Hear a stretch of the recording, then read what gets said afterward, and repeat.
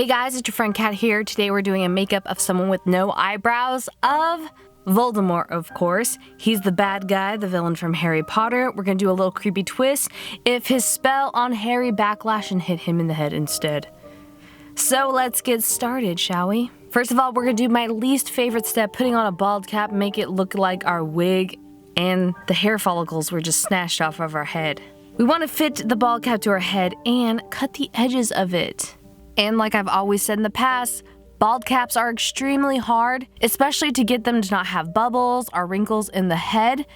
The more you pay for a bald cap, it seems like the better it works out and the more patience you have. But if you don't want to deal with this hassle at all, you could definitely just pull back your hair to a tight low ponytail, tuck the end of your ponytail into your costume, or just slick back your hair with a lot of gel, girl, and hairspray if you have shorter hair. Trust me, it'll be easier than this looks. Making sure it fits and glue it down with some, I use Telesis, but you can use prosaide or whichever.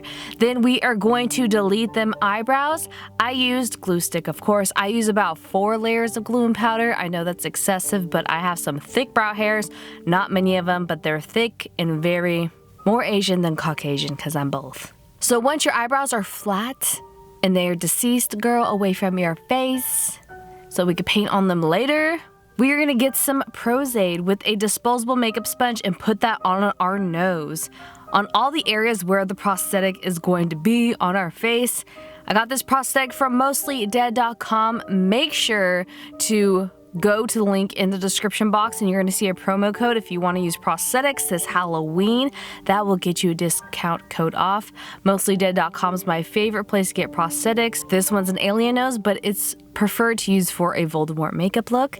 And as you can see, I am putting on some liquid latex, stippled all across the edge of my bald cap and on the edge of that prosthetic. And we also put some prosaide on top as well, making sure both layers are completely dry before getting our Mauve Pax paint. That's going to be the base layer, and waiting for that to dry before getting our Mel Pax paint in Shibuya is the color of a skin tone.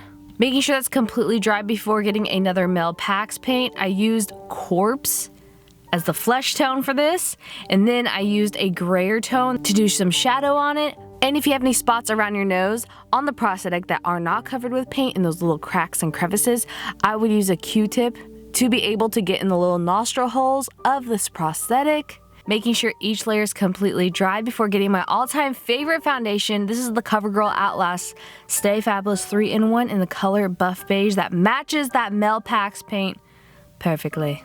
Now, especially for foundations and dealing with effects and beauty makeup next to effects makeup, you really want to invest in a good foundation brush. I absolutely love the Morphe E7 brush. You should look into it. It's my all-time favorite brush for foundations. You know I'm not an affiliate with Morphe. We're going to put that all over our face and neck where the prosthetic and bald cap don't meet, and on the bald cap itself as well. Now we're just getting some Tarte Shape Tape and putting that around our eyes to cancel out any more skin color that makes us look human, since Voldemort looks like a creepy alien. Making sure that's a full coverage concealer and getting all those areas, even on our brows a little bit. Again, we want to make sure every inch of skin is covered, like we haven't seen the sunshine in years, even though sometimes I already look like that. And you want to use a really big fluffy blending brush to blend all of that out in the edges, like this brush here from Real Techniques that I love. I've been obsessed with blending my foundations and concealers around my eyes with brushes lately because they do a lot better for my sinus allergies. And once all that concealer is on, we're going to powder it down with some translucent setting powder. And I'm going to get some white cream paint. This is the Makeup Forever cream paint that I've used for my geisha makeup in the past. You just need to pat it on with your fingertips to warm it up so that it blends nicely into the skin or the fake skin prosthetics. Doing little highlight marks, as you can see, on my forehead, my nose, or where my nose used to be, on my cheekbones, more on even the bald cap and parts of my neck. Then I'm just getting some cream blush to do the lipstick or paint the lips part of Voldemort, and powdering down our entire face with translucent powder. Now I'm just getting my N35 Neutrals palette from Morphe and using a warm tone blushy type of pink that looks like a rash color around our sockets of our eyes. You really need to look at reference pictures of Voldemort when you're doing this makeup. And then I'm going to get a matte dark brown color with a small domed, almost like a pencil shading brush to do some shadows around the eyes. And with a thin angled brush, I'm going to do some marks of creases between the eyes. With that same dome brush, I'm going to do some shadow on my bottom lip. And with some darker shades in that same eyeshadow palette and a big fluffy brush, I'm going to do some contour colors on the sides of our face to give Voldemort some depth and dimension, because we don't want to just look like a ping pong ball head. And I'm doing some contouring on the bottom of our chin as well, and bringing that up to the sides of our forehead, near our temples, above our ears, and the sides of that bald cap. Now with some alcohol paints, I'm just getting a mix of blue, reddish purple, and I am putting some lines of veins in his head. That looks so creepy. I'll make it look a little bit more realistic. I'm watering that down and patting it all across not only my forehead, but parts of my mouth and my face. Again, look at reference pictures of Voldemort, and if you don't have alcohol paints for this, you could definitely use some cream colors lightly with a very thin brush to do this detail of vein marks. It really gives a lot of dimension to his face. You can even put them above his eyebrows. Again, on the forehead though, shows so much better, and it just really gives a lot of detail to the makeup.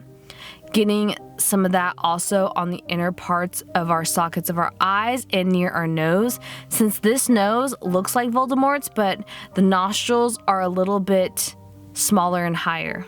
This one's an alien nose, but it's preferred to use for a Voldemort makeup look. And as you can see, I'm doing some shadows with some blending brushes around the nose as well, and more vein marks across the forehead. Again, make sure you dab those down so they're not straight up marks and that they look more realistic and light. With the white cream paint, I'm just putting that on the center of my forehead again and putting it over those vein marks to make it again look more realistic so that they blend into the skin well. And you can even put that white cream paint dabbed a little bit over your eyes just to make it diffuse into the face and not look like eyeshadow and look more like it's on your actual skin. Then with that pencil brush again in a dark, almost black, but a matte brownish gray eyeshadow color, we're going to put some more definition around those eyes. You really want them to look hollow and sunken in. He has very much of a big brow bone and a lot more bone structure to his cheekbones than I do. So we're just putting that on our face, putting some translucent powder and dusting that across our face as well with a different brush and some contours. And after that, we're getting our cloak. This is just a Harry Potter cloak that I put inside out so it's all black. And then I put in some contact lenses to make my eyes crystal clear, cold, icy blue. I got these from chemoeyes.com. I'll make sure to put the link down in the description box below for those as well. Making sure to bring more of that white paint down on my neck to make it look a little bit more cohesive. And after that, we're completely done with our Voldemort from Harry Potter, the evil villain makeup transformation. And stick around if you want to see the creepy twist. I got some blood red alcohol paint and just put the little mark on my forehead to make sure it looked like the curse reversed and hit him instead. You know Harry Potter's signature lightning bolt scar on his forehead. We're doing it on Voldemort now. I hope you guys enjoyed this makeup transformation. Thank you so much for sticking around and watching. All the products I used in this video will be listed down below in the description box.